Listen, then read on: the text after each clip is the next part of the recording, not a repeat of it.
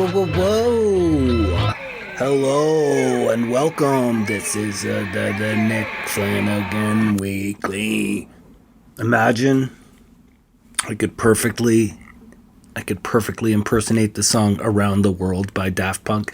Imagine I could perfectly imitate California Love, the Roger Troutman part. That's the best I got. I can't do it though. That's why if you hear the intro song, which is the instrumental, well, it's me saying Nick Flanagan Weekly, which is the name of this podcast. Welcome to Nick Flanagan Weekly. Did I say that already?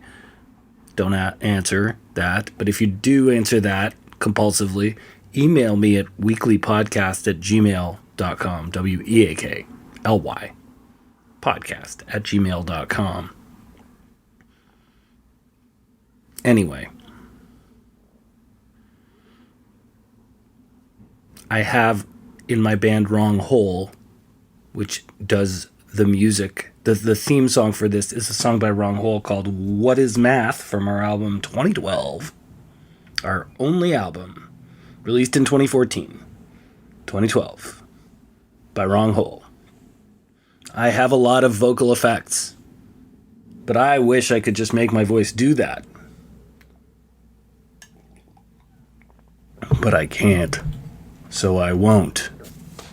Oh my God. It's finally nice out today. Sun's shining, people are joyful out there. I've spent about all of 4 minutes out there, but they're joyful. I'm going to be out in the world tonight, so I thought, why do it today? Do it tonight, kid. But yeah, I woke up later. I always wake up later. I don't want to. But I'm going to bed later. Everything's confusing. Going to bed later, waking up later. Feeling weird all day. Help me. Help me. What did I tell you last time we talked? I don't even remember. I was mostly reviewing movies and talking about my friend, Mio. But I'm not going to do that today, necessarily. I don't remember any films I've seen. I have been thinking of Mio, but she'll come up if she comes up.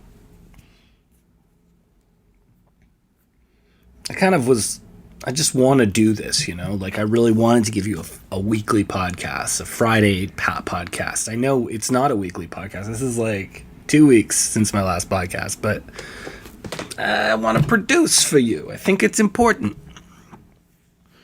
This is a show where a man with a very specific and seemingly hateable way of being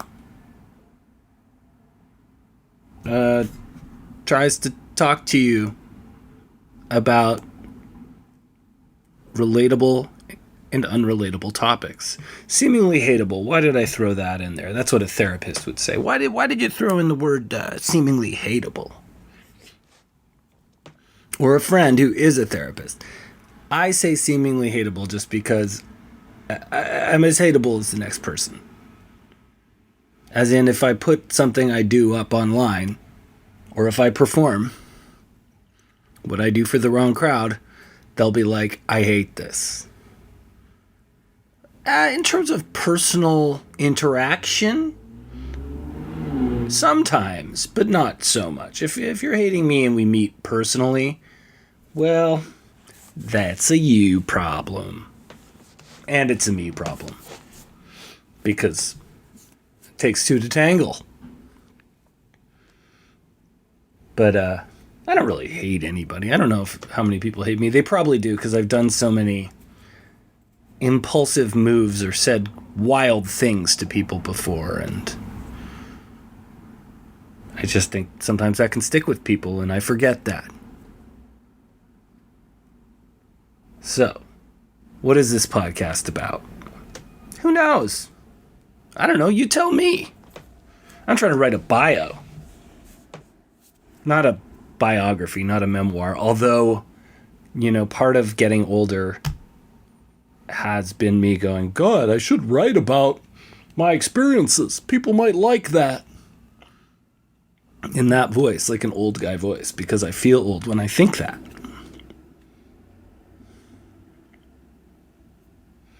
I'm telling you, people think it's Duck Dynasty out there, more like Buck Dynasty.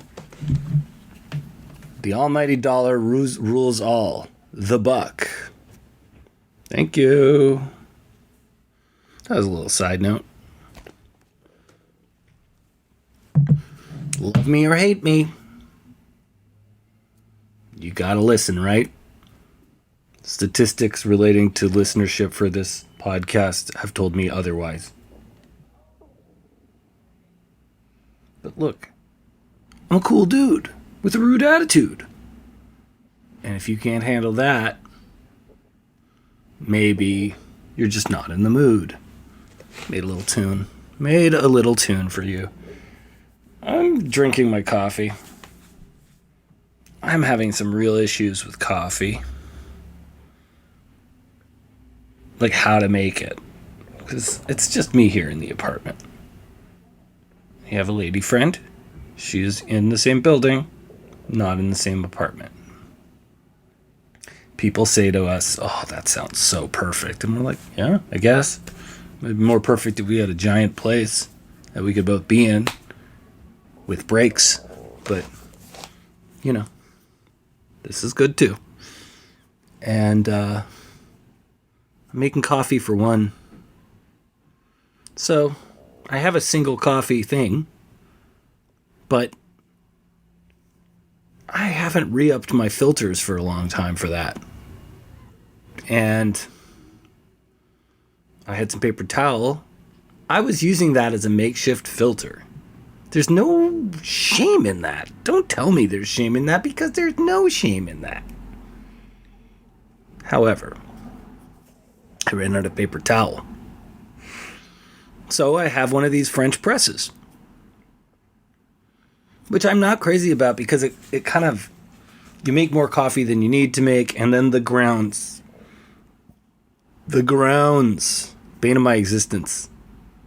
I don't want to put them down the sink, but if I want to put them in my little compost thing that I keep in the freezer, I need to put a little water in there and then pour it kind of into the compost thing. Or I could try to like bang it out using a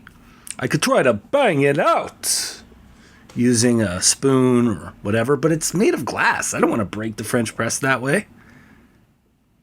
So I guess the solution to this would be to buy coffee filters. So remind me this week to buy coffee filters. Thank you. Oh, God, I've been seeing an ADHD coach every week. She's a good one.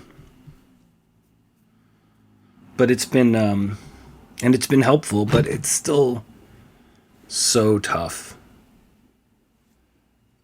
Whammy, right? So poor me. But like, I come up with all these plans, all the to-dos, and it's just that I need to have them kind of right in front of my face, or I'll forget some, or I'll get up. Everyone goes, oh, I get up and I scroll. I mean, I guess I scroll when I get up. I try to get out of bed. Partly because my apartment is it gets sickly hot as soon as the weather changes.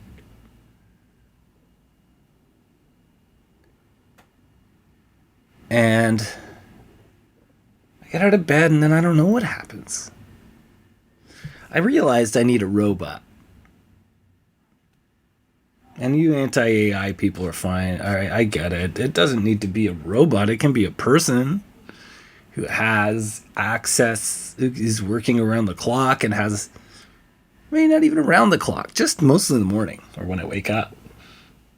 They basically have an intercom attached to a robot and a camera that's only catching me, and I don't know, like it should have an automatic, it turns off if anything kind of,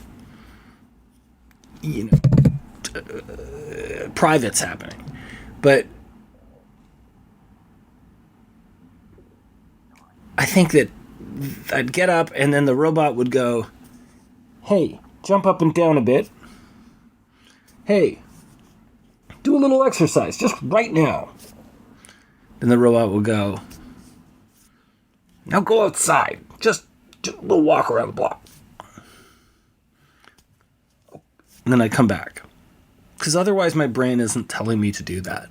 And there's no reason not to do that. You know? I mean, there might be if there's fires outside. I want to go outside there. But otherwise, that's like what I want to be doing. And I kind of need a robot to just walk me through the various things I should be doing. But if you don't want it to be AI, I am willing to do the much more costly thing of a person. However, they can't see too much of this. What goes on in my private home. I just don't want them there. Nothing weird's happening. It's just like, I don't want them to see. I'm going to do boring, like I am. You're going to see me play Ghouls and Ghosts and lose all the time and then return to the save state and then immediately lose and be kind of sad. And you're going to see me be very mechanical about it.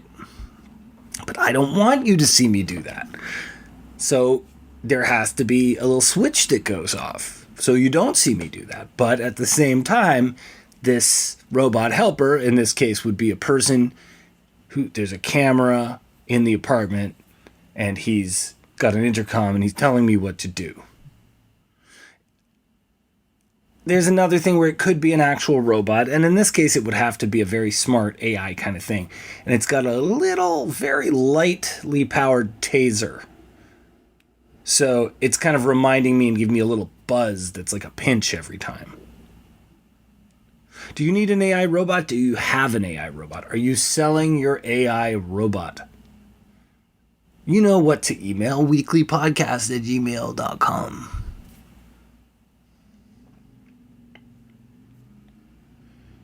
WEAKLY with an E. A. Weak. Like weak coffee. I'm still drinking. It's 4:22. Hi-oh. And I'm still drinking my coffee. Is that bad? Am I going to be up all night?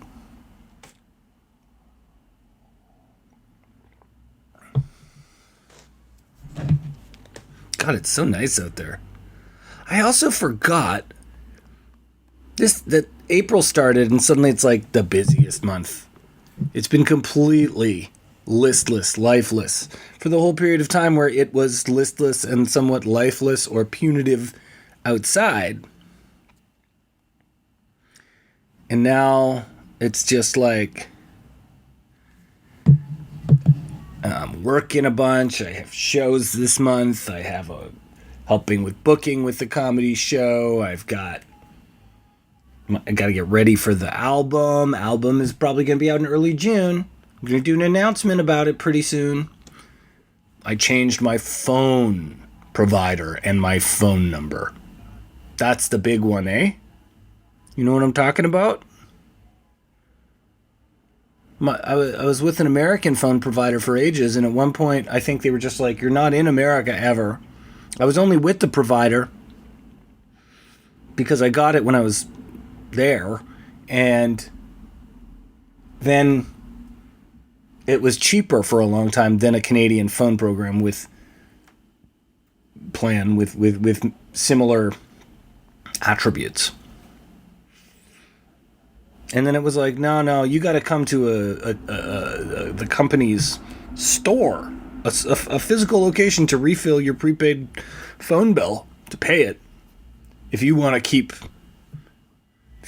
pay it. And I was like, well, I don't want to do that. So and now I'm paying $20 less.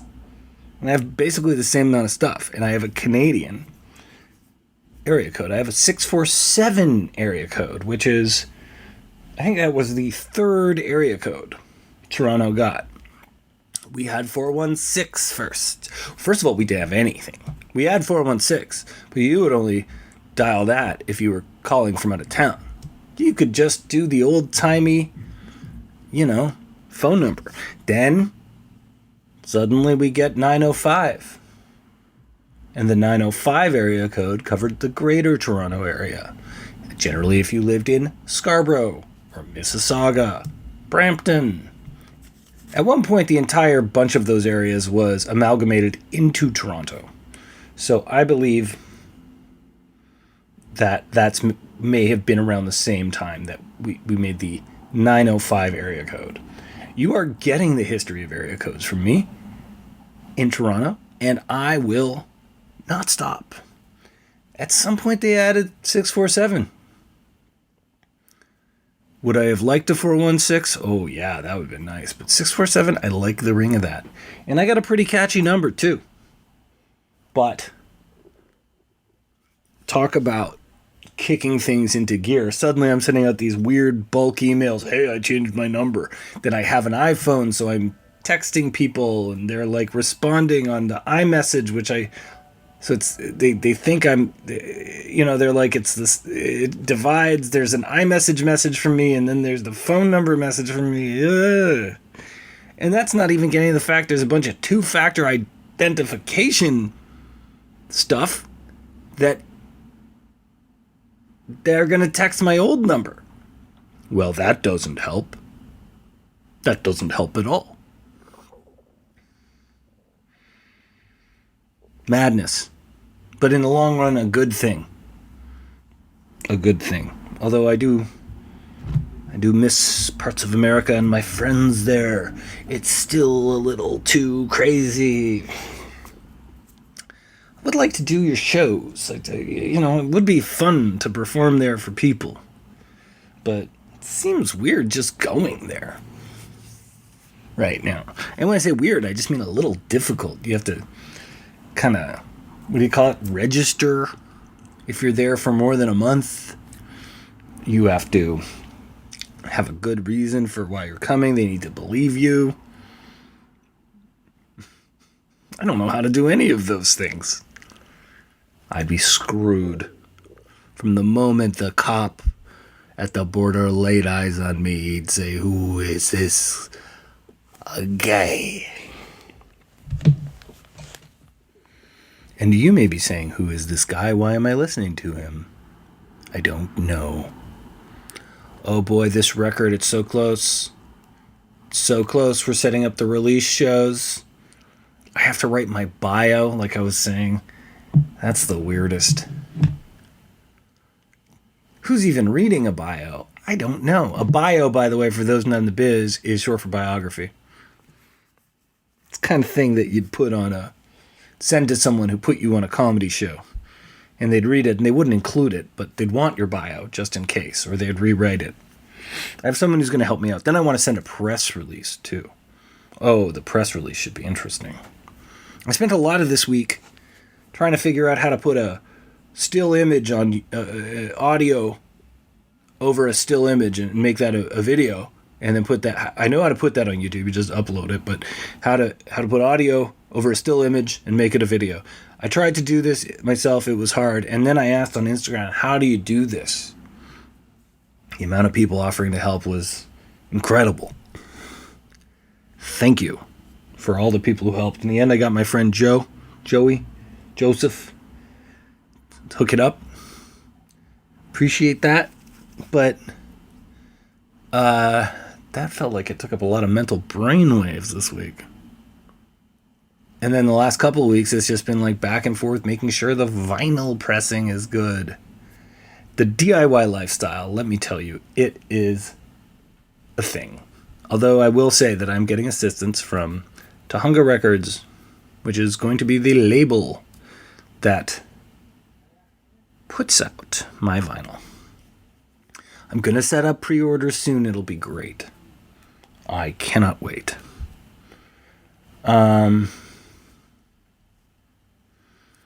Yeah, let's see what I put in my drafts. Speaking of drafts, do you think America's going to do a draft? I don't think America's going to do a draft for a minute. But I think they're basically trying to get people ready for the idea of doing a draft. Which is pointless, but just another way to extend the trauma. Just to have people sort of involuntarily have to do military service. If you think America, what would you do? Would you dodge the draft? I wonder what would happen if we had Canada had to take in a bunch of people dodging the draft. Would there be wars? I swear I would be right out there in the streets saying it's okay to dodge the draft. I found out recently conscientious objectors, I think it was in World War II, Quakers, this kind of people, there's religious reasons, different reasons to be a conscientious objector. They still often, when the draft hit them, would have to do work for the war effort.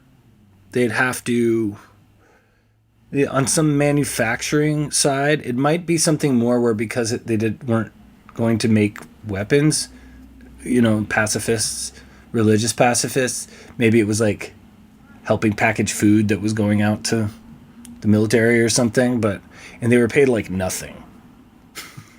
So they were sort of punished for being conscientious objectors. This is just something I picked up in my nightly online visits to World War II information. Could that be why I'm a bit sad? No. I'm just trying to get the information. I feel like if I didn't have sad things going in my life, my brain, my house, my mental house, which is my brain, then I would not be pursuing this information, because if I'm already sad, why not just find out some disturbing information? Right? What's the difference?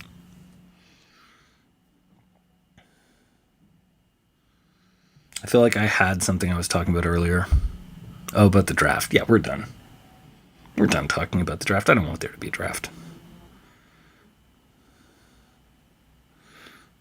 I went to the At the Cinema live show.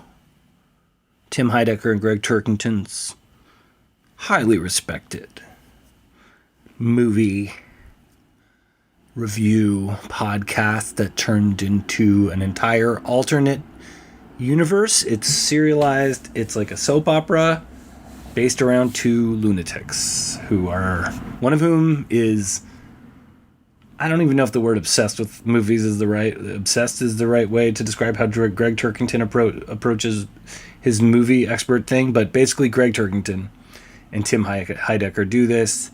Greg Turkington also performs as Neil Hamburger. I've opened for Neil Hamburger for over 20 years now, I think, at various points. Not recently, but definitely for a long time, and it's always been really fun, and I got to say hello and see the show, which was great, and I'd watched the special that they had. They always have an Oscar special every year, so I kind of caught up by watching the Oscar special a few days beforehand. They placed my ticket was great seat, right in the center of the front row, which is nice, but there's a lot going on that makes that a little crazy. First of all, it's a sold out show, so I feel very vulnerable. If people know me, they're like, oh, there's Nick. I don't want that. Don't see me at the show. I don't want to be seen. Even though I knew a lot of people there and they were great, I felt awkward. The middle, that's bad for if you need to go. If you need to run to the ladies' room. I'm not sure if there's a third thing that makes it a little odd. I guess you have to make sure you look engaged all the time, but I was happy to do that. You gotta make a point not to make eye contact with any of the performers. It might throw off their game. I'm one of those guys, just put me right at the back. Give me something to lean on. Give me a club soda and something to lean on, and I'll be happy.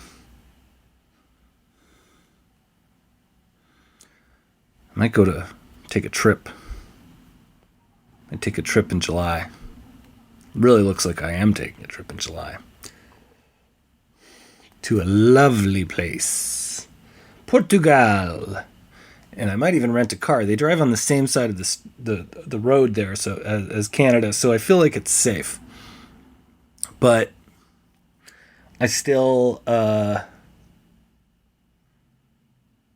a bit paranoid. So I want to, and I only drive automatic. And Europe's all about the manual transmission or whatnot. But I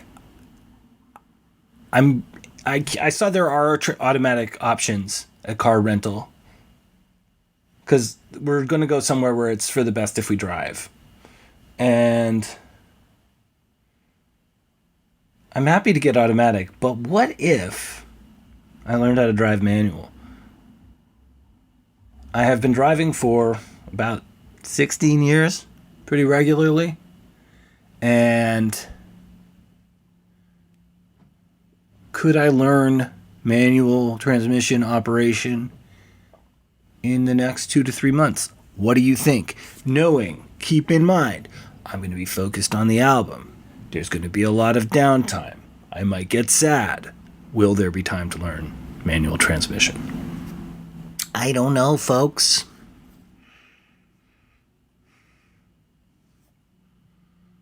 This episode really feels like I'm just telling you I'm just listing some stuff off, but maybe some of it resonated. If it did, write me. If you want to stay updated on my album, all that I ask you to do is you go to nickflanaganbandcamp.com and you follow my profile. Then you will get various alerts about how it's coming up. That would be great if we get my follow count up on Bandcamp before the album's release. And as I said, I'm pretty happy with this one. I love the cover. I love the way it looks. And it's the only recording I've done where I had to do just one show. And that's the one that worked. And I spent a lot of time listening to it, and I rarely got sick of it. Sometimes you're going to get sick of it. And we added a few fun production tweaks. I worked with Michael Palumbo.